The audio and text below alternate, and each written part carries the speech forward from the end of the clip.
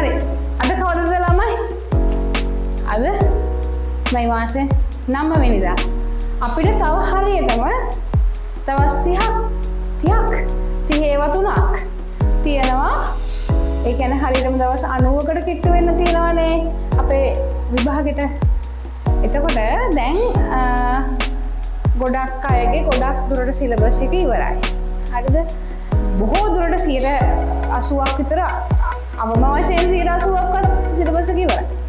එතකොට දැන් සිලබස් එක ඉවර වෙනකම් බලා නොඉඳ මගේ අවවාදය නම් දැම්ම පටන් ගන්න. දැන් මේ අදම පටන් ගන්න පේපර්ස් ලියන්න කියන ෆුල් පේපර්ස් වලට ලියන්න කියන. ඇයි මම එහෙම කියන්නේ? දැන් ඔයගොල්ලන්ට පුතේ තියෙනවනේ දවස් 90ක් තියෙනවා සබ්ජෙක්ට් තුනට දවස් 30 ගානේ තියෙනවා. ඒතර මේ දවස් 30 ගානේ දවස් 30 ඒවා තුන දවස් 90 ඔයගොල්ලෝ හරියට කාලේ මැනේජ් කරගත්තොත් එහෙම ඔයාලා පේපර්ස් ලියලා ඔයාලටම කරෙක්ට් කරගන්න පුළුවන්. දැන් විවරණ තියෙනවා, පිළිතුරු තියෙනවා. එතකොට දැන් ඔයාලට වැරදෙන දේවල් වල දිහා බලලා ඔයාලට ආපහු මේක තියරි ටික බලා ගන්න පුළුවන් වැරදෙන ටිකේ. එතකොට දැන් සෙල්ෆ් කරෙක්ෂන් එකක් තමන්ගේම වැරද්ද හොයාගෙන තමන්ම ඒක ආයෙ ස්ටඩි කරන එක මං හිතනවා ඔයගොල්ලන්ට ලොකු බෙනිෆිට් එකක් වේවි කියලා. අනිත් එක කොහොමද වගේ හිතට වදින නිසා මේ කාලේ මම නම් කියන්නේ මගේ අවවාදය පුළුවන් තරම් පේපර්ස් ලියන්න, පුළුවන් තරම් තමන්ම කරෙක්ට් කරගෙන තමන්ම වැරද්ද හොයාගන්න.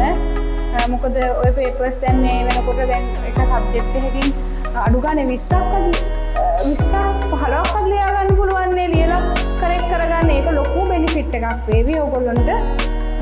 ඒකේ අඩුපාඩු තමන්මයි හොයාගන්නේ. අඩුපාඩු හොයාගෙන තමන්ම ආපහු රිවයිස් කරගන්න. මොකද දැන් සිලබස් එක ගොඩක් දුරට ඉවරයි. සම්පූර්ණ සිලබස් එක ඉවර වෙනකන් හිටියොත් ඔයාලට ඒ බෙනිෆිට් එක ගන්න හම්බ වෙන්නේ නැහැ. ඒක නිසා මගේ අවවාදය තමයි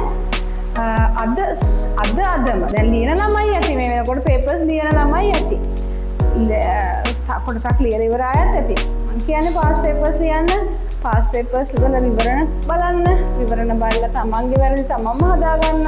නැවතත් කියන්නේ තමන්ගේ වැරදි තමන්ම නැවත හදාගෙන හොඳට හිතලා ගන්න. තමන්ට හොඳ ප්‍රතිඵලයක් කරා යන්න. ඔයගොල්ලන්ට පුළුවන්. හරි?